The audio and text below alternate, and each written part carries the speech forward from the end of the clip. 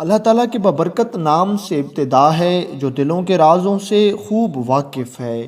السلام علیکم دوستو، welcome on S G A stories.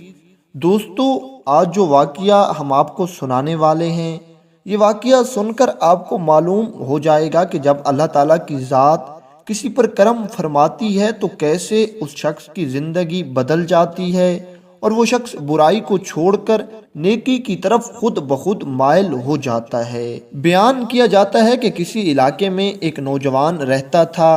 اس نوجوان نے زندگی بھر کوئی اچھا کام نہیں کیا تھا، ہمیشہ اللہ تعالیٰ کی نافرمانی کرتا تھا، اور اس نوجوان نے کبھی محنت اور مشقت سے اپنے لیے رزق تلاش کرنے کی ہرگز کوشش نہیں کی تھی۔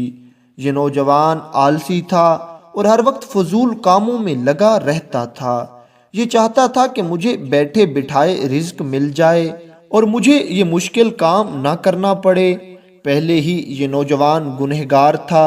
ایک دن شیطان نے اس کو مزید بھٹکایا اور اس کو مشورہ دیا کہ روزی چاہے حلال کی ہو چاہے حرام کی، اس سے کیا فرق پڑتا ہے، بس تم نے اپنا پیٹ ہی تو بھرنا ہے۔ اٹھو، میں تمہیں مشورہ دیتا ہوں، تم ایسا کرو کہ چوری کرنا شروع کر دو، لوگوں پہ ڈاکے مارو اور خوب مزے سے کھاؤ، اس میں تمہیں زیادہ محنت بھی نہیں کرنی پڑے گی۔ یہ نوجوان جو محنت سے کتراتا تھا اور بیٹھ کر کھانا چاہتا تھا، اس شیطان کی باتوں میں آ گیا اور اس نے اپنے جیسے چند لوگوں کو اکٹھا کیا اور ان کے ساتھ مل کر ایک بہت بڑا گروہ بنا لیا۔ اب اس گروہ نے لوگوں کو لوٹنا شروع کر دیا اور جو مال اور دولت ان کے ہاتھ لگتا یہ آپس میں تقسیم کر لیتے۔ کہنے کو تو یہ نوجوان اپنے گروہ کا سردار تھا، لیکن اصل میں ان کا سردار شیطان تھا، اور شیطان انہیں یہ برے برے مشورے دیا کرتا تھا اور انہیں بتاتا تھا کہ فلاں گھر میں اتنی دولت موجود ہے، تم وہاں ڈاکہ ڈالو، وہاں سے تمہیں اتنی دولت ملے گی۔ الغرض قدم قدم پر شیطان ان کی رہنمائی کر رہا تھا اور یہ لوگ پوری طرح سے راہ ہدایت سے ہٹ رہے تھے۔ ایک دن یہ گروہ جنگل میں بیٹھ کر لوٹا ہوا مال تقسیم کر رہا تھا۔ انہوں نے دیکھا کہ ایک کھجور کا درخت ہے، اس پر تازہ کھجوریں لگی ہوئی ہیں، اور ایک چھوٹی سی چڑیا آتی ہے، ایک کھجور اس درخت سے اتارتی ہے اور پھر چلی جاتی ہے۔ تھوڑی دیر کے بعد پھر وہی چڑیا آئی، اس نے ایک کھجور اتاری اور پھر چلی گئی۔ کافی دیر یہی معاملہ چلتا رہا۔ جب ان ڈاکوؤں کے سردار نے یہ ساری حال حقیقت دیکھی تو یہ حیران اور پریشان ہو گیا۔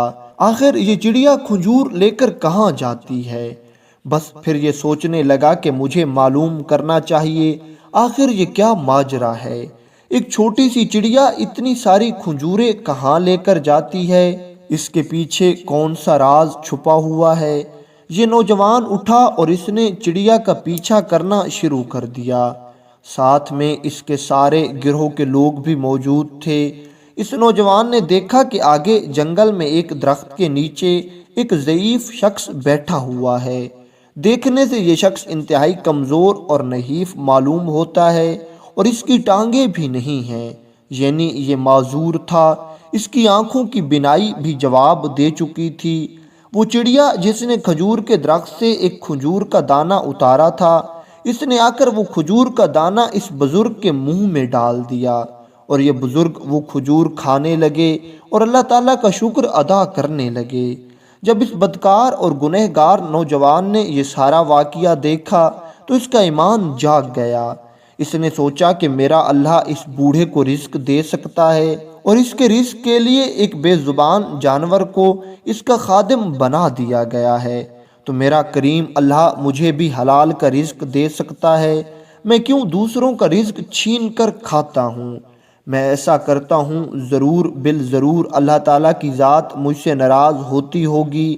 ابھی یہ نوجوان یہی سوچ رہا تھا کہ اس بوڑھے کی آواز اس کے کانوں میں گونجی اور یہ کہہ رہا تھا، اے اللہ کے بندے، کیا تم نے اللہ تعالیٰ کا وہ وعدہ نہیں پڑھا کہ زمین پر کوئی بھی چیز ایسی موجود نہیں جس کا رزق ہمارے ذمے نہ ہو؟ جب اللہ تعالیٰ قرآن مجید میں اس بات کا وعدہ کر دیتے ہیں کہ ہر چیز کو رزق میں دیتا ہوں، جو اس کے نصیب اور مقدر میں لکھا ہوا ہے وہ اس کو مل کر رہتا ہے، تو پھر تم یہ غلط راستہ کیوں اختیار کرتے ہو؟ اب بھی وقت ہے، توبہ کا دروازہ کھلا ہے، تم اپنے خالق کی طرف لوٹ آؤ۔ وہ بڑا مہربان ہے، وہ توبوں کو قبول کرنے والا ہے، وہ تمہاری توبہ بھی ضرور قبول فرما لے گا۔ اس نوجوان نے جب اس بوڑھے کی آواز سنی تو یہ کہنے لگا، میں آج سے اپنے تمام برے کاموں سے توبہ کرتا ہوں اور اللہ تعالیٰ کی طرف رجوع کرتا ہوں، اور مجھے یقین ہے کہ میرا مالک جو تمہیں اس حال میں رزق دے رہا ہے وہ میری توبہ بھی ضرور قبول فرما لے گا اور میرے رزق کا بندوبست بھی کر لے گا۔ اس نوجوان کو توبہ کرتے ہوئے دیکھ کر اس کے باقی ساتھیوں نے، جنہوں نے یہ سارا واقعہ اپنی آنکھوں سے دیکھا تھا اور برے کام ہمیشہ ہمیشہ کے لیے ترک کر دیے، لیکن اس نوجوان کی زندگی میں ابھی بہت سی تبدیلیاں آنا باقی تھیں۔ اس نے سوچا کہ میں واپس اپنے علاقے میں نہیں جا سکتا، کیوں نہ میں کسی اور علاقے میں چلا جاؤں۔ اس نوجوان اور اس کے ساتھیوں نے وہ جنگل پار کیا اور کسی دوسرے علاقے میں نکل گئے۔ انہوں نے سوچا کہ اس علاقے میں اگر کوئی اللہ والا نیک بزرگ ہوگا تو ہم اس کے ہاتھ پر بیعت اور اس سے سیدھی راہ معلوم کر لیں گے، وہ ہماری ہدایت کر لے گا۔ اس نے اس دوسرے شہر میں جا کر لوگوں سے کسی بزرگ کے بارے میں پوچھا تو لوگوں نے بتایا کہ ہاں، اس مسجد کا امام ایک اللہ والا نیک بزرگ ہے، تم اس کے پاس چلے جاؤ، وہ تمہیں ہدایت کا سچا راستہ دکھا دے گا۔ اس نوجوان نے سوچا کہ میرا لباس اس قابل نہیں کہ میں مسجد میں جاؤں اور کسی اللہ والے سے ملاقات کروں، پہلے مجھے لباس تبدیل کرنا چاہیے۔ لیکن یہ اجنبی شہر تھا، اس کو اس شہر میں کوئی نہیں جانتا تھا، یہ آخر اپنا لباس کیسے تبدیل کرتا؟ تبھی اس کے کانوں میں اس کا نام گونجا اور ایک بوڑھی عورت اس کا نام لے کر کہہ رہی تھی، ادھر آؤ، میں تمہارے لیے لباس لے کر کب سے کھڑی ہوں، یہ لو اپنا لباس مجھ سے لے لو۔ اس نوجوان کی حیرت کی انتہا نہ رہی، یہ سوچنے لگا کہ میں تو پہلے اس شہر میں کبھی نہیں آیا، اس بوڑھی عورت سے کبھی ملا ہی نہیں، یہ مجھے کیسے جانتی ہے؟ میرا نام بھی اس کو معلوم ہے اور یہ میرے دل کی بات بھی جان گئی، مجھے لباس دینا چاہتی ہے، آخر یہ کیا ماجرا ہے؟ خیر، یہ نوجوان اس بوڑھی عورت کے پاس گیا اور اس سے پوچھنے لگا، تم کون ہو اور مجھے کیسے جانتی ہو؟ تو اس عورت نے اس نوجوان کو بتایا کہ میرا ایک نوجوان بیٹا تھا، 3 روز پہلے وہ وفات پا چکا ہے، اس نے زندگی بھر کبھی کوئی گناہ نہیں کیا تھا، ہمیشہ اللہ تعالیٰ کی رضا کی خاطر کام کیا کرتا تھا۔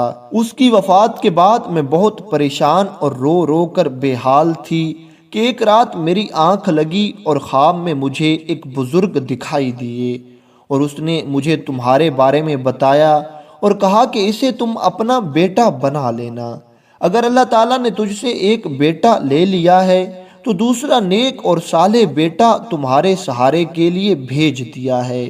یہ نوجوان انتہائی پریشان ہو گیا، حیرت کی انتہا نہ رہی، یہ سوچ بھی نہیں سکتا تھا کہ میرا اللہ مجھ پر اتنی کرم نوازی کر سکتا ہے، حالانکہ میں نے ہمیشہ اس کی رضا کے خلاف کام کیا ہے۔ اس نے اس بوڑھی عورت سے لباس لیا اور یہ پہن کر یہ مسجد میں چلا گیا۔